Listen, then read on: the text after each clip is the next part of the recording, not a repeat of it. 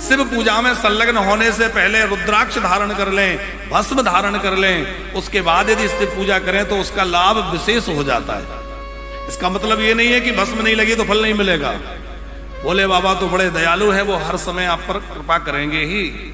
यदि भस्म धारण करके, त्रिपुंड धारण करके और फिर शिव आराधना की जाए तो उसका फल अनंत गुना और अधिक बढ़ जाता है। भस्म के द्वारा भी शिवलिंग बनाने की विधि यहां कही गई है। भस्म के द्वारा शिवलिंग बना ले, गोबर के द्वारा शिवलिंग बना ले। और कल जिस पे चर्चा हो रही थी कि सबसे बढ़िया शिवलिंग कौन से हैं, कौन से शिवलिंग सबसे बढ़िया, कल हमने कहे मिट्टी के। हम लोगों के लिए बड़े सरल हैं, आजकल तो हम लोगों को कठिन लगता है। बाकी देखा जाए तो मृतिका के, मिट्टी के शिवलिंग बनाना बड़ा आसान है। बाकी शिवलिंग में प्राण प्रतिष्ठा आदि की व्यवस्था, शिवलिंग तो मिट्टी के तो ऐसे हैं कि आप थोड़ी सी मिट्टी सान के छोटे से शिवलिंग बना लें। वैसे तो पूरे गणों के सहित बनाना चाहिए, पर गण नहीं भी बना पा रहे हैं, अकेले शिवलिंग भी आपने बना लिए, छोटी छोटी मिट्टी की गोलियां बना करके शिवलिंग पर चिपका दो तो उसी से पूरे से परिवार की पूजा का विधान संपन्न हो जाता है। गुप्ता जी, मान लीजिए कोई अलग अलग, इतना समय नहीं है कि गणेश जी, पार्वती जी सब अलग अलग बनाए, तो क्या करें, बोले शिवलिंग बना करके जिलहरी के सहित उसी में छोटी छोटी मिट्टी की गोलियां बना के शिवलिंग पर चिपका दो और उसी में सबकी भावना करके शिव परिवार का पूजा कर लो, पूरा शिव परिवार का पूजन संपन्न हो जाता है। धन्य है भगवान शंकर का परिवार। आप विचार करिए, परस्पर विरोधाभासी हैं। शंकर जी का वाहन क्या है, नंदी जी बैल, और माता जी का वाहन सिंह। तो सिंह जो है बैल को छोड़ेगा, अपना आहार बना लेगा, लेकिन भगवान शंकर के दरबार में सिंह जो है वो बैल को हानि नहीं पहुंचा रहा है। कार्तिकेय स्वामी का वाहन क्या है, मोर, और भगवान शंकर के गले में कौन है, सर्प। मोर का भोजन क्या है, मोर का भोजन सर्प है, लेकिन वहां मोर जो है उन सर्पों को आहार नहीं बना रहा है। अच्छा, भोले बाबा के गले में सर्प है और गणेश जी का वाहन चूहा है, लेकिन वहां सर्प जो है वो चूहे को हानि नहीं पहुंचा रहा है। भगवान शंकर के मस्तक पर एक और गंगा है और दूसरी ओर चंद्रमा है। भोले बाबा ने जल तत्व को भी धारण कर रखा है और अग्नि तत्व को भी धारण कर रखा है, पर परस्पर विरोधी होने के बावजूद भी वहां किसी प्रकार का विरोध नजर नहीं आता। तो हम लोग भी जिस दिन शिव जी की शरण में आ जाएंगे, शिव की शरणागत हो जाएंगे, तो जीवन के सारे विरोध समाप्त हो जाएंगे और सारे अवरोध समाप्त हो जाएंगे। महादेव जीवन के विरोध और जीवन के अवरोध नष्ट करने वाले, सब समाप्त कर देंगे। हृदय से शिव की शरण ग्रहण कर लें, फिर चाहे शिवलिंग में, मूर्ति में पूजा करें, चाहे शिवलिंग में। दो प्रकार की पूजा, एक तो लिंग पूजा, एक साकार की पूजा। वैसे ऐसा विधान है कि जिन मंदिरों में शिवलिंग विराजमान है वहां साकार रूप में शिव जी का विग्रह भी विराजमान होना चाहिए। तो प्राय मंदिरों में आप देखिए शिवलिंग तो विराजमान होता ही है, शिव जी भी विराजे होते हैं। एक और नियम की बात है कि आजकल एक परंपरा चल गई है कि जो मिट्टी के शिवलिंग बनाते हैं उनमें नाक, कान, हाथ, मुंह, जाने क्या क्या बना देते हैं। कई बार तो लोग ऊपर से गंगा जी भी चला देते हैं, फिर उनको कभी कभी पेंट भी लगा देते हैं। पर हम आपसे निवेदन करें कि मिट्टी के शिवलिंग बनाकर पूजा करें तो उनमें नाक, कान, आंख बनाने की गलती कदाचित ना करें। शिवलिंग का मतलब है निराकार स्वरूप, पिंड स्वरूप, ज्योति स्वरूप, उसमें साकार विग्रह नहीं बनाना है। वो मूर्ति स्वरूप अलग है, फिर उसका अलग पूजन करिए। लेकिन लिंग रूप का पूजन हो रहा है तो उसमें आंख, नाक, कान ये सब नहीं बनाना चाहिए।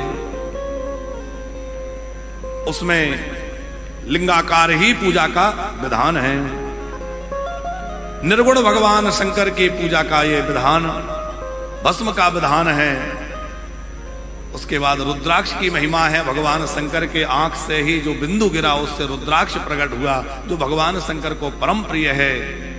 उसके बाद सौनक जी ने सूत जी महाराज से प्रश्न किया है, हे सूत जी, आप कृपा करके यह बतलाइए कि भगवान शंकर जो है वो सृष्टि का सृजन कैसे करते हैं। बोले बाबा तो निर्गुण है, फिर वो कैसे तो गुणों को धारण करते हैं, कैसे सृष्टि का विस्तार करते हैं, और ये सब लीला प्रपंच उन्होंने कैसे प्रकट किया है वो सब सुनाइए। अगुणो गुणतां व्याति कथं लोके महेश्वरः शिव तत्त्वं वयं सर्वे न जानीमो विचारता। आप कृपा करके शिव की लीला आदि का वर्णन करिए। सूत जी महाराज बोले, आप सब धन्य हैं, आप लोगों ने मेरे ऊपर कितनी कृपा करी है जो मुझसे शिव का चरित्र पूछे हैं, क्योंकि कथा कहने वाला बड़ा नहीं है, कथा सुनने वाला बड़ा है। सच्चे कह रहे हैं, कथा वक्ता को ऊपर बिठाया जाता है, इसका मतलब वो बड़ा नहीं है, बड़े तो सुनने वाले। यहां ये बात कौन कह रहा है? ये सूत जी महाराज कह रहे हैं। क्यों? हमें अपनी वाणी को सफल करने का जो अवसर मिल रहा है वो इन श्रोताओं के कारण मिल रहा है। यदि श्रोता कथा ना सुने तो हम किसको सुनावें? तो वक्ता की महिमा कम है, श्रोताओं की महिमा ज्यादा है। और गुप्ता जी, हमने तो एक बात खूब अनुभव किया है कि श्रोता समुदाय जिस जिज्ञासा से कथा सुनेगा वैसी कथा अपने आप निकलने लगती है। कहीं कथा बहुत अच्छी होती है, कहीं कथा उतनी बढ़िया नहीं होती है। उसका कारण बोलने वाला एक ही है। जिज्ञासुओं में जैसी जिज्ञासा दिखती है तो उन जिज्ञासुओं की जिज्ञासा स्वतः कथा प्रकट होती है। कथा कोई अपने से नहीं कह सकता। कथा कहने के लिए तो साक्षात शिव ही अंदर विराजमान होते हैं, और वही बोलता हुआ कोई दिखे, पर अंदर तो महादेव ही बोल रहे हैं और वही अपने भक्तों के लिए कल्याणप्रद बातें कह रहे हैं। शिव तत्व के द्वारा ही शिव तत्व की चर्चा संभव है। इसीलिए वक्ता को शिव रूप माना है कि पांच भौतिक शरीर तो जो है वो है, पर उसके अंदर से जो तत्व बोल रहा है वो शिव तत्व है, वो परम तत्व है। इसीलिए शिव रूप मानने की हमारे यहां परंपरा है। सूत जी महाराज कह रहे हैं, सदा शिव कथा प्रश्न पुरुषां स्त्रीनि पुनातहि वक्तारं प्रक्षकं श्रोतुं जाह्नवी सलिलं यथा। शिव जी के चरित्रों को पूछने वाला भी पवित्र होता है, उत्तर देने वाला भी पवित्र होता है, और इन दोनों के संवाद को सुनने वाले तीसरे लोग भी पवित्र हो जाते हैं। पुनंति पुनः स्त्रीन पुनाति ही, तीनों पवित्र हो जाते हैं। जैसे भगवान सालिग्राम का चरणामृत, तो चरणामृत उतारने वाला, चरणामृत बांटने वाला और चरणामृत पीने वाला, तीनों का कल्याण हो जाता है। ऐसे ही कथा पूछने वाला, कथा गाने वाला और उन दोनों के संवाद को सुनने वाला, तीनों पवित्र हो जाते हैं, तीनों का कल्याण हो जाता है। पूछे हु रघुपति कथा प्रसंगा, पूछे हु रघुपति कथा प्रसंगा, सकल लोक जग पावनी गंगा, सकल लोक जग पावनी गंगा, सकल लोक जग पावनी गंगा, सकल लोक जग पावनी गंगा। ये भगवान की कथा तो सकल लोक हितकारिणी है। ये वह गंगा है जो सबको पावन करने वाली है। सूत जी महाराज कहते हैं, ऋषियों, ऐसा ही प्रश्न देव ऋषि नारद ने अपने पूज्य पिता ब्रह्मा जी से किया था कि आप शिव तत्व को सुनाइए, शिव की चर्चा सुनाइए। तो ऋषियों ने प्रश्न किया कि देव ऋषि नारद का ब्रह्मा जी से संवाद कब हुआ और कैसे हुआ। तब जो है देव ऋषि नारद का प्रसंग सूत जी सुनाने लगे। अब बहुत ध्यान से सुनिएगा। सूत जी महाराज से ऋषि पूछ रहे हैं, कस्मिन् समये विप्रा नारदो मुनिषत्तमा ब्रह्मपुत्रो विनीतात्मा तपोर्थम मन आदधे। एकस्मिन् समये विप्रा नारदो मुनिषत्तमा। एक समय की बात है, देवर्षि नारद जी सब जगह भ्रमण करते करते हिमालय में पहुंचे, जहां एक और गंगा जी बह रही हैं, दूसरे हिमालय के शिखर हैं। उन गंगा जी के पावन तट पर एक गुफा को देखकर नारद जी के मन में इच्छा हुई कि थोड़ी देर यहां बैठ के और ईश्वर का चिंतन किया जाए। देखो, जिसका जैसा अंतःकरण होता है वो वस्तु का वैसा अर्थ लगाता है। जंगल में कहीं एकांत में कोई कुटिया बनी हो, कोई स्थान बना हो, कोई महात्मा पहुंच जाए तो सोचेगा भजन करने के लिए बहुत अच्छी जगह है, एकांत है, जंगल है। चोर पहुंच जाए तो क्या सोचेगा, छिपने के लिए बहुत बढ़िया जगह है, यहीं लाके माल रखो, यहीं छुपे रहो। विषयी व्यक्ति अपने अनुसार अर्थ लगाएगा, तो जैसा व्यक्ति होगा वो उस जगह का भी वैसा अर्थ निकालेगा कि नहीं।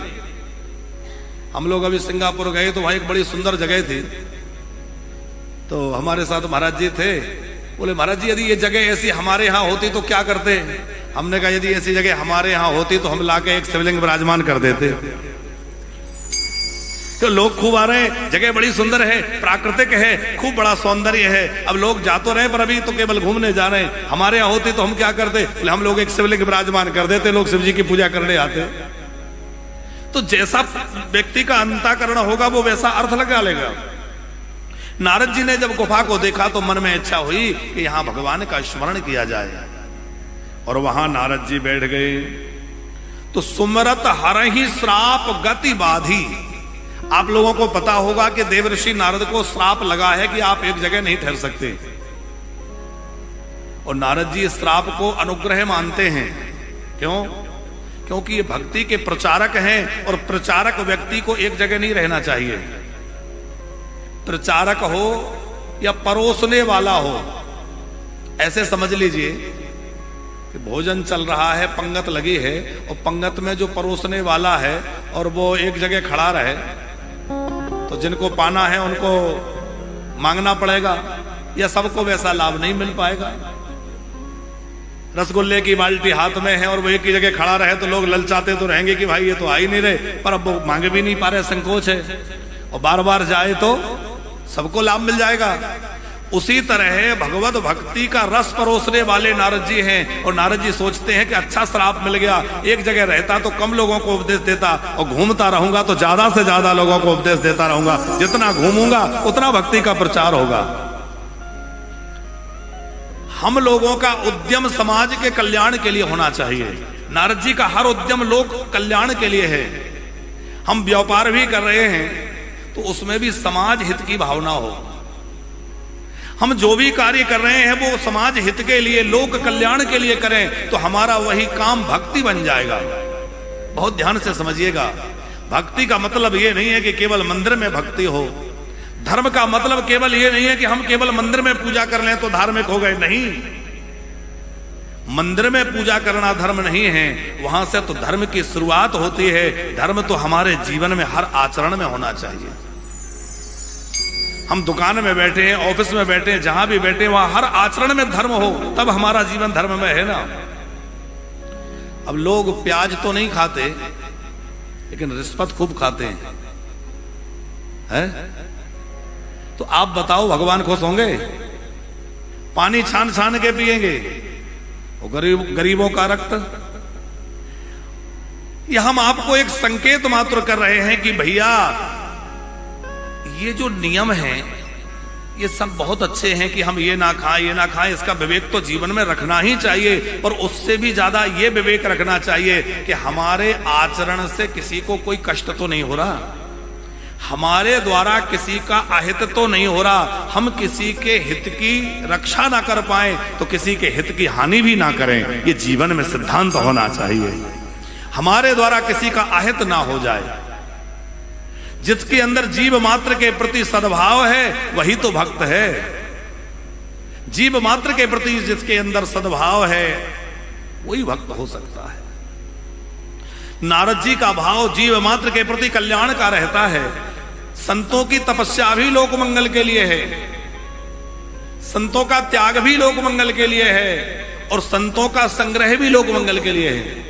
आप कहेंगे संग्रह में लोक मंगल कैसा है? अरे कोई आश्रम बना रहा है, मठ मंदिर बना रहा है, तो वो अपने लिए थोड़ी बना रहा है। जैसे कि आज हम इस दिव्य स्थान में बैठे हैं और जिन पूज्य सदगुरुदेव ने यह स्थान स्थापित किया और अपनी दिव्य तपस्या और साधना से इस स्थान को ऐसा अद्भुत बनाया, तो आप विचार करो उसका लाभ कितने भक्तों को मिल रहा है। आज हजारों हजार लाखों लाख लोग उस स्थान से इससे लाभान्वित हो रहे हैं कि नहीं? तो संतों का त्याग भी समाज हित के लिए है और संतों का संग्रह भी समाज के हित के लिए है। बस भावना लोक मंगल की होना चाहिए।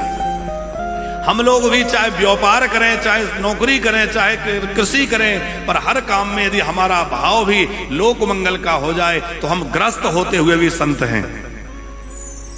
यदि हमारे अंदर लोक कल्याण की, परोपकार की भावना है और हम अपना कार्य परोपकार की दृष्टि से कर रहे हैं, तो हमारा हर कार्य गृहस्थ होते हुए भी संत की श्रेणी में जीवन आ जाएगा।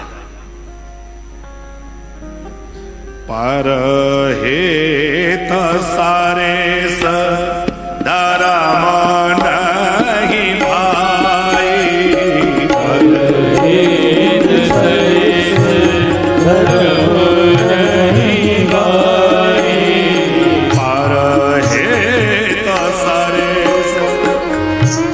नहीं भाई, पर हेत सारे धर्म नहीं भाई, पर पीड़ा सम नहीं आदमाई, पर पीड़ा सम नहीं आदमाई, पर हेत सारे धर्म नहीं भाई, पर हेत सारे धर्म नहीं भाई, पर पीड़ा नहीं आदमाई, पर पीड़ा सम नहीं आदमाई, पर हेत बस जिनके मान माही, एक बस जिनके मन माही, तिनका जग दुर्लभ चुनाई, जिनका जग दुर्लभ का सुनाई, जिनके मन में परोपकार की भावना है उनको जगत में कुछ भी दुर्लभ नहीं है। इसलिए हमारा जीवन स्वार्थी नहीं होना चाहिए, हमारा जीवन परमार्थी होना चाहिए।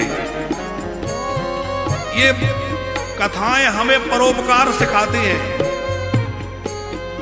हमारा जीवन कथा सुनकर के कितना बदला, ये बड़ा महत्वपूर्ण है। हमने खूब कथाएं तो सुनी पर हमारे जीवन में परोपकार नहीं आया, पर पीड़ा को दूर करने का भाव नहीं आया, हमारे अंदर सत्य की भावना नहीं आई, ठाकुर जी से प्रेम नहीं हुआ, तो हमारा सब उद्यम कैसा है? श्री सूत जी महाराज कह रहे हैं श्रीमद् भागवत में, श्री सूत जी महाराज कह रहे हैं श्रम एवैहि केवलम, वो केवल श्रम ही श्रम है, केवल परिश्रम मात्र रह जाएगा। धर्मानुष्ठितः पुंसा विश्वक्सेन कथा सुया नोदपाप्यधरते श्रम एवैहि केवलम। हमने बड़े बड़े यज्ञ किए पर अपने स्वार्थ के लिए किए, लोक मंगल की भावना नहीं और भगवान से प्रेम नहीं हुआ। खूब तीर्थ यात्राएं करी पर भगवान के अंदर भक्ति नहीं हुई, भगवत प्रेम नहीं जागा, तो हमारा यज्ञ, हमारी यात्राएं, हमारा दान, उसका वो सार्थकता नहीं हुई। सार्थकता क्या है? हमें भगवान से प्रेम हो जाए, जीव मात्र के प्रति हमारे हृदय में सद्भाव आ जाए, ये कथाओं का फल है। देवर्षि नारद के मन में परोपकार की भावना है। हिमालय की कंदरा में उपत्यका में बैठ करके और श्री हरि का स्मरण करने लगे तो सुमिरत हरहि श्राप गति बाधी, उनके श्राप की गति रुक गई और उनकी समाधि लग गई। अच्छा, जब समाधि लगी, देखो संतों को देख करके अभिमानी लोगों को बड़ा कष्ट होता है। हनुमान जी की पूंछ को देख करके रावण को बड़ी परेशानी है। पूंछ माने एक अंग विशेष तो होता ही है गुप्ता जी, पर पूंछ का मतलब प्रतिष्ठा भी होता है। और साधु पुरुष की जब प्रतिष्ठा बढ़ती है तो अभिमानी को बड़ा कष्ट होता है। जब नारद जी तपस्या करने बैठ गए तो इंद्र भयभीत हो गए, क्योंकि इंद्र जो है राजपद पर बैठे हैं और राजपद पर बैठे लोग जो हैं वो बड़े डरे रहते हैं, कब राजगद्दी चली जाए, कब क्या गड़बड़ हो जाए, तो हर समय डरे रहते हैं। इंद्र के मन में क्या डर लगा, कहीं ऐसा ना हो नारद जी तपस्या करके भगवान से कहें कि मुझे इंद्र बना दो, और नारद जी इंद्र बन गए तो मुझे तो पद छोड़ना पड़ेगा, भागना पड़ेगा। क्या करें, बोले ऐसा कुछ किया जाए कि नारद जी की तपस्या भंग कर दो। और मानसकार गोस्वामी जी ने इतनी बढ़िया उपमा दी है यहां तुलसीदास जी बाबा का, तो क्या कहना, सुख हाड़ ले भाग सठ स्वान निरख मृगराज छीन ले जन जान जड़ में सोरो पता ही नादा। जैसे सूखी हड्डी चबाने वाला कुत्ता, ध्यान से समझना गोस्वामी तुलसीदास जी क्या कह रहे हैं, बोले कुत्ते के मुंह में हड्डी हो और सूखी हड्डी को चबाने वाला कुत्ता जो है शेर को आते हुए देखे तो वो ये सोचे कि कहीं ऐसा ना हो कि ये सिंह मेरे मुख की हड्डी छीन ले। अब बताओ, सिंह कहीं उसके मुख की सूखी हड्डी छीनेगा? क्योंकि सिंह तो सिंह है। इसी प्रकार गोस्वामी तुलसीदास जी कह रहे हैं कि नारद जो हैं वो परोपकारी महात्मा है, तपस्या में निरत हैं, और वह इंद्र जैसा पद उनके लिए कितना तुच्छ है। बोले जैसे कुत्ते के मुंह में हड्डी। अच्छा, उपमा बहुत प्यारी है। कुत्ता जब सूखी हड्डी को चबाता है तो सूखी हड्डी में तो कुछ होता नहीं है, लेकिन उस हड्डी के प्रभाव से उसके मुंह में कुछ घाव हो जाते हैं, उसमें रक्त आने लगता है। तो रक्त कहां से निकला? कुत्ते के मुंह से ही निकल रहा है, क्योंकि उसके अंदर चोट लग गई। वो कुत्ता क्या समझ रहा है कि इस हड्डी में से रक्त निकल रहा है, तो सूखी हड्डी को चबा रहा है क्या सोच करके इसमें से रक्त निकल रहा है, जबकि वो रक्त हड्डी से नहीं निकल रहा, उसी के मुंह में चोट लग रही है, उसी से निकल रहा है। ये उदाहरण है किसके लिए? हम आपके लिए। हम लोग संसार के भोगों को भोग रहे हैं, हमें लग रहा है इनमें से रस निकल रहा है। नहीं भैया, इनमें से कुछ नहीं निकल रहा है, बल्कि हमारा जीवन हम नष्ट कर रहे हैं। इनमें कुछ मिलने वाला नहीं है। कुछ मिलने वाला यदि है तो वो भगवान नाम में है, भगवान की शरणागति में, भगवान के भजन में है। देवऋषि नारद की तपस्या को देखकर इंद्र भयभीत हो गए, और भयभीत इंद्र ने जो है कामदेव को बुलाकर कहा कि जाओ और नारद जी की तपस्या भंग कर दो। कामदेव ने अनेक कौतुक किए, रंभादि अप्सराओं को लेकर गए, तमाम संगीत बजने लगा, शीतल मंद सुगंध हवा चलने लगी, वो अप्सराएं नृत्य करने लग गई, मधुर संगीत की ताल, राग अलाप। लेकिन देवऋषि नारद के मन में किंचित भी उसका कोई प्रभाव नहीं पड़ा, नारद जी के चित्त पर कोई प्रभाव नहीं पड़ा। रंभादिक जो अप्सराएं हैं वो नाचते नाचते थक गई, और नारद जी के निर्मल चित्त पर उसका कोई प्रभाव नहीं पड़ा। समाधिस्थ रहे, तपस्थ रहे, ध्यानस्थ रहे। अब जो है कामदेव समझ गए कि यदि और देर मैंने लगाई हो सकता है कि ये क्रोध करके मुझे जला दें। महात्मा को रोष आ जाए कि अच्छा भला मैं तपस्या कर रहा हूं, विघ्न करता है, और क्रोध करके कहीं मुझे जला के भस्म ना कर दें। इसलिए कामदेव भयभीत हो गए, कांपने लगे और नारद जी के शरण में पहुंच गए। नारद जी के चरण पकड़ लिए, प्रणाम करने लगे और एक पुष्पमाला लेकर नारद जी के गले में डाल दी। कोई हमें प्रणाम करे तो बहुत सावधान हो जाइए, क्योंकि दूसरे का प्रणाम हमारे अंदर अहंकार उत्पन्न कर सकता है। कोई प्रणाम कर रहा है, हमें अहंकार हो सकता है कि अब तो हम बहुत बड़े हो गए, तो इतने लोग हमें प्रणाम कर रहे हैं। कामदेव ने प्रणाम किया और प्रणाम करते हुए कहा, हे महात्मन क्षमा करिए, हमने आपके तपस्या में विघ्न डालना चाहा, इतना बड़ा अपराध किया, आप क्षमा करें। धन्या धन्या महामाया शांभवी मुनि सत्तमा तदगतिं च नहि पश्यन्ति विष्णु ब्रह्मोदयो। उस समय सूत जी महाराज कहते हैं, भगवान शंकर की माया बड़ी धन्य है, बड़ी विचित्र है। देखो माया ऐसी है कि बड़े बड़ों को इसमें फंसते देखा है, इसलिए कभी मत सोचिए कि हम माया से फंसेंगे नहीं। भगवान की माया ऐसी बलवती है कि इसमें बड़े बड़े तपस्वी, बड़े बड़े मनस्वी फंस जाते हैं, बड़े बड़े योगी फंस जाते हैं। माया से कौन बच सकता है? माया से केवल वो बच सकता है जिसने मायापति का आश्रय ले रखा है। पहले के जमाने में माताएं चक्की चला के आटा पीसती थी, तो चक्की जब चलाती थी तो उसमें सब कुछ पिस जाता है, लेकिन जो बीच में कीला होता है उसके पास कुछ गेहूं के दाने पड़े रह जाते हैं, वो पिसने से बच जाते हैं।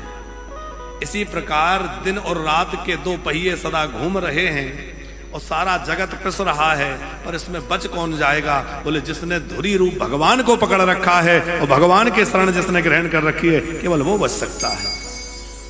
इसलिए मायापति का आश्रय लिए रहे तो ही माया से बच सकते हैं।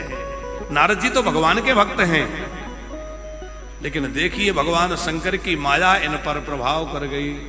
जैसे कामदेव ने प्रणाम किया तो इनके मन में आया कि अरे वाह, हम तो काम विजयी बन गए। अच्छा, इनके मन में क्रोध नहीं आया। कामदेव को लग रहा था शायद क्रोध करेंगे, पर क्रोध भी नहीं आया। तो अब लगा कि शायद मैंने क्रोध को भी जीत लिया। हमारे जीवन में जो भी उपलब्धि है उसको भगवान की कृपा मानना चाहिए गुप्ता जी। यदि भगवान की कृपा नहीं मानेंगे तो अहंकार आना सुनिश्चित है। जो भी धन मिला है, पद मिला है, प्रतिष्ठा मिली है, विद्या मिली है, उसमें कौन कारण है? भगवान। यदि हमने अपने आप को कारण मान लिया तो क्या होगा? अभिमान आ जाएगा, और अभिमान जहां आता है वहां क्या होता है? अभिमान आते ही व्यक्ति नीचे गिर जाता है, अभिमान व्यक्ति को नष्ट कर देता है। अच्छा, आपने देखा होगा कि अभिमानी व्यक्ति को क्रोध बहुत आता है, बात बात पे उसको अपने अपमान का अनुभव होता है। कैसे? कहीं आपके हाथ में कोई फोड़ा हो रहा हो या कहीं हाथ पैर में चोट लगी हो, तो चोट लगी हो तो कई बार हमें ये लगता है कि घर भर की सारी चीजें हमारी चोट के पीछे पड़ी हैं। मेज है तो उससे टकरा रही है, दरवाजा है तो उसी से टकराएगा, कोई आया थोड़ा उसी को छू गया। होता है ऐसा कि नहीं होता? हमें कई बार ऐसा लगता है सारे घर की चीजें हमारे फोड़े के पीछे पड़ी हैं। तो क्या ऐसा है? ऐसा नहीं है। थोड़ा बहुत टकराते रहते हैं, थोड़ी बहुत लगती रहती है, पर फोड़ा नहीं है तो पता नहीं चलता। सामान्यता कहीं कुछ थोड़ा टकरा जाए, लग जाए तो हमें कुछ आभास नहीं होता, पर फोड़ा है तो उसका अनुभव ज्यादा हो रहा है। यही बात है कि नहीं है? उसी प्रकार हमें छोटी छोटी बातों में भी अपमान का अनुभव होने लगे तो समझ लो अंदर फोड़ा हो गया है। कौन सा फोड़ा? अहंकार का फोड़ा। अहंकार का फोड़ा जब अंदर होता है ना, तो छोटी छोटी बातों से व्यक्ति आहत होने लगता है, छोटी छोटी बातें व्यक्ति को परेशान करने लगती हैं। वो थोड़ी सी बात में झुला जाएगा, नाराज हो जाएगा। यदि ऐसा हमारे साथ भी हो रहा है तो हमें सावधान हो जाना चाहिए कि हमारे अंदर फोड़ा हो गया है, इसको मिटाना है। नारद जी के मन में थोड़ा सा अभिमान का अंकुरण हो गया कि मैंने काम को जीत लिया। फिर ध्यान आया कि केवल काम को नहीं, मैंने क्रोध को भी जीत लिया। मुझे इस पर कोई क्रोध भी नहीं आया। अरे शंकर जी को तो इस पर क्रोध आ गया था। वो कथा आपने सुनी है ना, आजकल हम लोग सुनेंगे कि कामदेव शिव जी की तपस्या भंग करने गया तो क्या हुआ? बोले बाबा को क्रोध आ गया, क्रोध की अग्नि में जला दिया। कामदेव ने कहा कि मुझे तो क्रोध भी नहीं आया, ना मुझे काम प्रभावित कर सका, न क्रोध प्रभावित कर सका, और ना मुझे इंद्र के पद का कोई लोभ है। मन में विचार क्या आया कि मैंने काम, क्रोध, लोभ तीनों को जीत लिया। अब ये विचार जब मन में आया तो अभिमान आना स्वाभाविक है। और कामदेव तो प्रणाम करके चले गए। और कामदेव ने यहां 3 काम किए थे गुप्ता जी। पहला प्रणाम, दूसरा प्रशंसा और तीसरा पुष्पमाला। ये तीनों ही बड़े खतरनाक काम हैं। कोई प्रणाम करे तो सावधान हो जाएं, भैया ये हमें प्रणाम नहीं कर रहा है, ये तो भगवान की कृपा है कि इसमें इतनी विनम्रता है। अच्छा, प्रणाम करने वाले की विशेषता है कि जिसको प्रणाम किया जा रहा है उसकी विशेषता है। प्रणाम करने वाले में इतना शिष्टाचार आ गया, वो इतना विनम्र है कि वो किसी को झुक रहा है तो ये उसकी विशेषता है। जिसको झुक रहा है उसकी विशेषता नहीं है। और यदि कोई विशेषता प्राप्त है भी तो उसको भगवान का प्रसाद मानना चाहिए, अपनी उपलब्धि नहीं मानना चाहिए। तो प्रणाम। दूसरा है प्रशंसा। जब व्यक्ति की प्रशंसा होती है बहुत मीठी लगती है। अच्छा एक बात बताओ, मिश्री से भी ज्यादा मीठा क्या है? कोई हमारी प्रशंसा करे तो हम आओ आओ बैठो बैठो, फिर उसकी खूब आओ भगत होती है। लेकिन प्रशंसा होते समय बहुत सावधान हो जाएं, क्योंकि वह प्रशंसा हमारे अंदर अहंकार उत्पन्न कर सकती है। संत तो कहते हैं कि प्रशंसकों से दूर रहिए और निंदकों को पास में रखिए। निंदक नियरे राखिए आंगन कुटी छव। निंदक पास में रहेंगे तो हमारे दोषों को ढूंढ ढूंढ के सामने लाते रहेंगे, तो हम अपने दोषों को सुधारते रहें। तो आलोचक जो है, निंदक जो है, वो हमारे हितैषी हैं। निंदकों को पास में रखिए और प्रशंसकों से बच के रहिए। पर आज उल्टा होता है, हम लोग निंदकों से तो दूर भागते हैं, प्रशंसकों को पास में रखते हैं, जिस वजह से गड़बड़ होती है। एक व्यक्ति मूर्तिकार था, गुप्ता जी उसको लेने के लिए यमराज के दूत आए, पर उसको पहले ही पता चल गया कि अमुक तिथि को मेरी मृत्यु होने वाली है। तो उसने अपने जैसे 9 पुतले बना लिए, हूबहू अपने जैसे, और उन्हीं में छुप के खड़ा हो गया कि देखता हूं कैसे ले जाते हैं। और सचमुच यमराज के दूत भी परेशान हो गए कि इनमें असली कौन सा है, समझ में नहीं आ रहा था। तो यमराज के दूत क्या बोले, भाई गजब का कारीगर होगा जिसने इनको बनाया होगा, कितना गजब का कारीगर है, क्या विलक्षणता से बनाए हैं। यदि एक बार मिल जाता तो हम भी उसको प्रणाम कर लेते। और जैसे ही प्रशंसा करी तो वो उनमें छुपा हुआ खड़ा था, वो बाहर निकल के आ गया, मैंने ही तो बनाया है, मैं ही हूं इसको बनाने वाला। बोले दबोच लो, यही है, पकड़ लो। पकड़ा गया। तो प्रशंसा सुनकर के व्यक्ति अभिमान से भर जाता है। तो प्रणाम, प्रशंसा और पुष्प, ज्यादा फूल माला कोई पहनाए तब भी सावधान होना चाहिए, क्योंकि इससे भी अभिमान बढ़ने की संभावना है। तीनों काम कामदेव ने किए। नारद जी के मन में थोड़ा अहंकार उत्पन्न हो गया। और ये संत हैं नारद जी, तो देखो इसमें एक ध्यान रखिएगा कि नारद जी के जीवन में कोई दोष नहीं आ सकता, पर नारद जी के साथ जो कुछ आगे घटना हुई, ये क्यों हुई? ये सब भगवान शिव की इच्छा से हुआ। संतों के जीवन में जो कुछ भी होता है वह भगवत इच्छा से होता है, क्योंकि जिन्होंने अपना जीवन भगवान के हवाले कर दिया है, भगवान को समर्पित कर दिया है, उनके जीवन में अपना कुछ नहीं है। अच्छा बुरा जो हो रहा है वो कौन कर रहा है? ठाकुर जी कर रहे हैं। हम लोग भी अपना जीवन भगवान के समर्पित करके और भगवान से यही कहते रहें, जहां ले चलोगे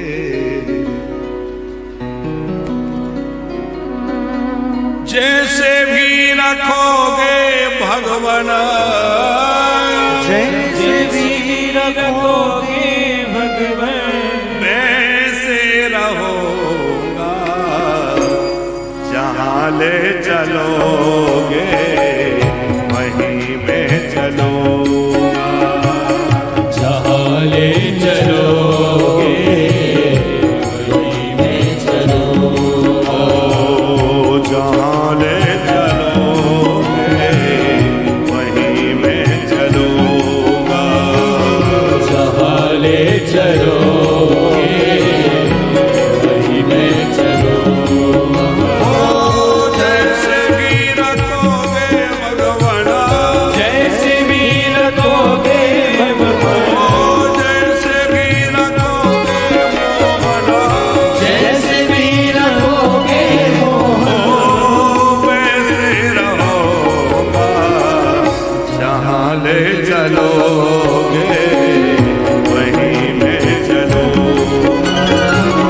जहाँ ले चलोगे वहीं में चलूंगा।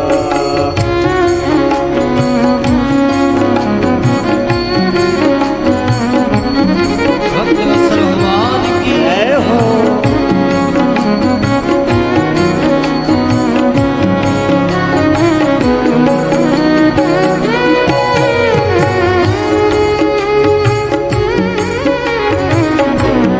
अच्छा, एक निवेदन है कि जो लोग नीचे बैठ सकते हैं, मान लीजिए घुटनों में कमर में ज्यादा परेशानी नहीं है, यदि बैठ सकते हो तो आगे स्थान खाली है, ताकि जो लोग आ रहे हैं पीछे वो लोग भी पीछे आराम से बैठते रहें। तो जो लोग नीचे बैठने में सक्षम हैं वो नीचे आके बैठ सकते हैं।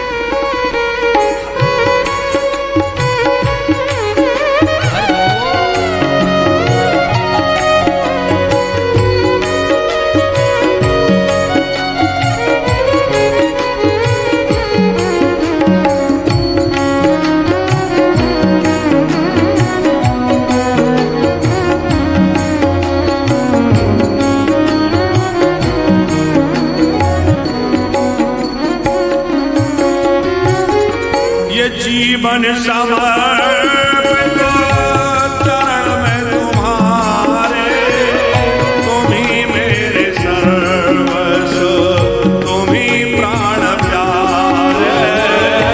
जीवन समर्पित शरण में तुम्हारे, तुम ही मेरे सर्वस्व, तुम ही प्राण प्यारे।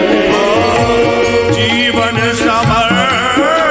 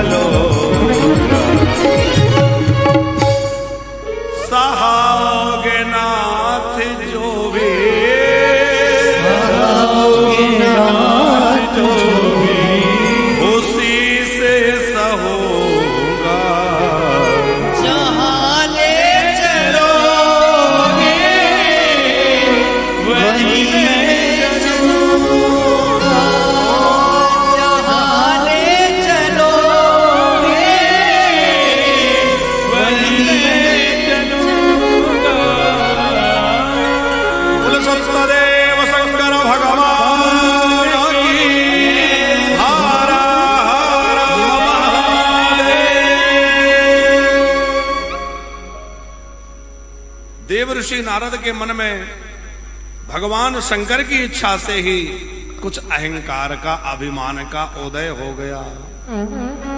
अच्छा, सबसे पहले नारद जी कहां गए? गुप्ता जी, नारद जी को लगा कि अभी तक जगत में एक ही काम विजेता थे।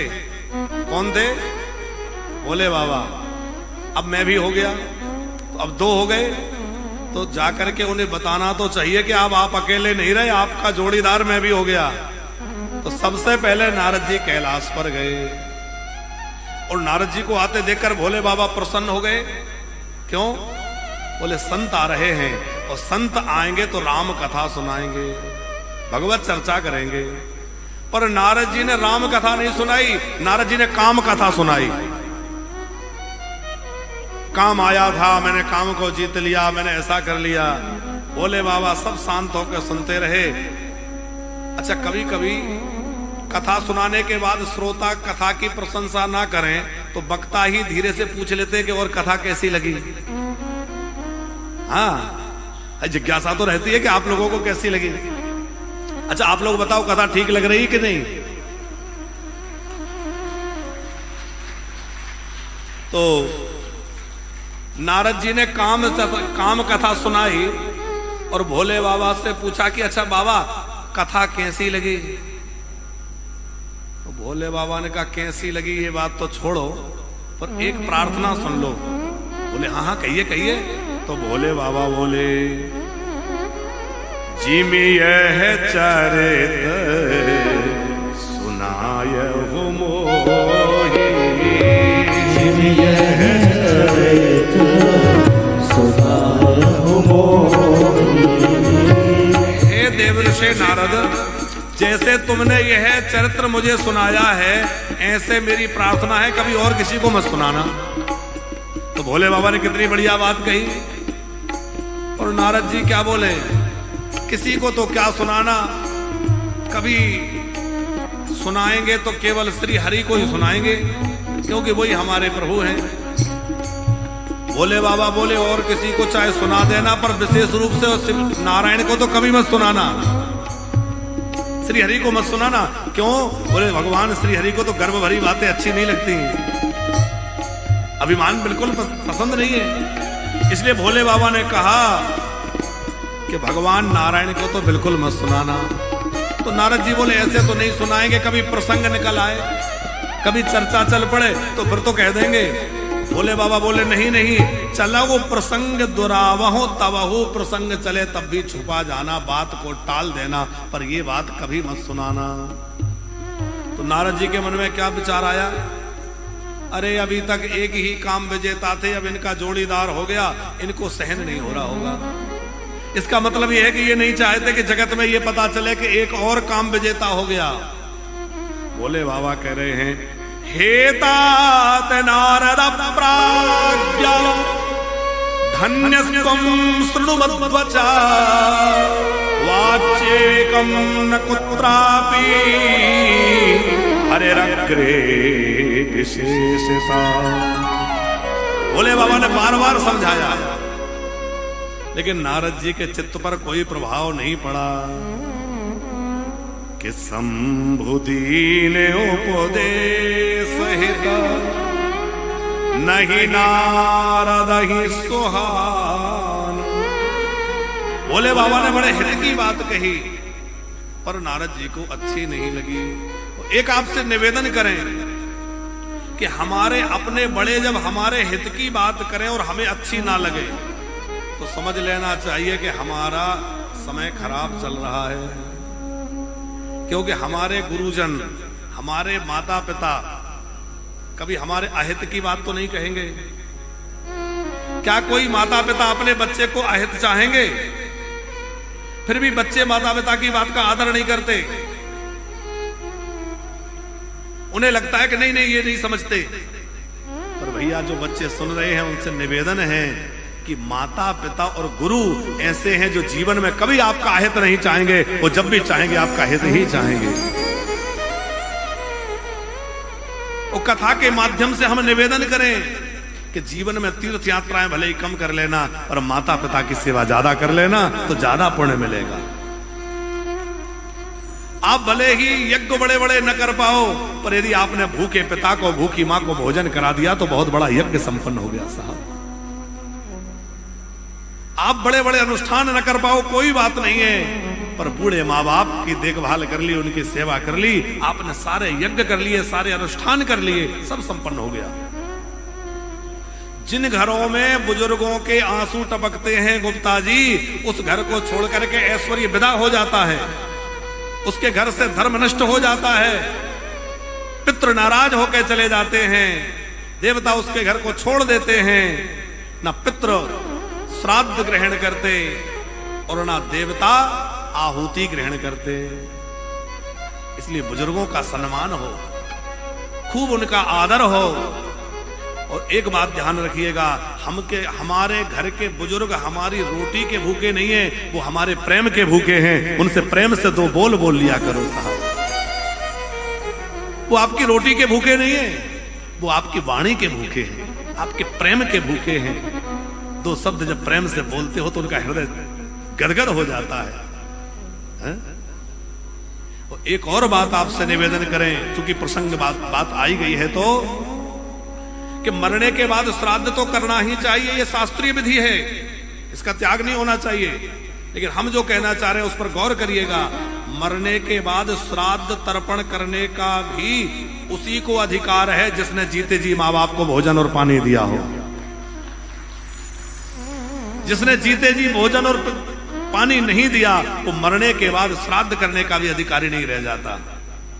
और अभी हम कहीं गए थे एक जगह, तो हमसे किसी ने पूछा, महाराज जी माता पिता के हमारे माता पिता वृद्धाश्रम में रहते हैं। उसने पूछा कि माता पिता वृद्धाश्रम में रहते हैं तो उनके मरने के कितने दिन बाद घर का सूतक समाप्त होगा? तो हमने उत्तर दिया कि जीवन भर सूतक समाप्त नहीं हो सकता। बात समझिएगा, जिसने सब कुछ होते हुए, संपन्नता होते हुए भी अपने माँ बाप को वृद्धाश्रम छोड़ दिया, उसके जीवन में तो हमेशा के लिए सूतक लग गया साहब। उसके घर से देवता ना अन्न ग्रहण करेंगे, ना पितृ उसका जल ग्रहण करेंगे।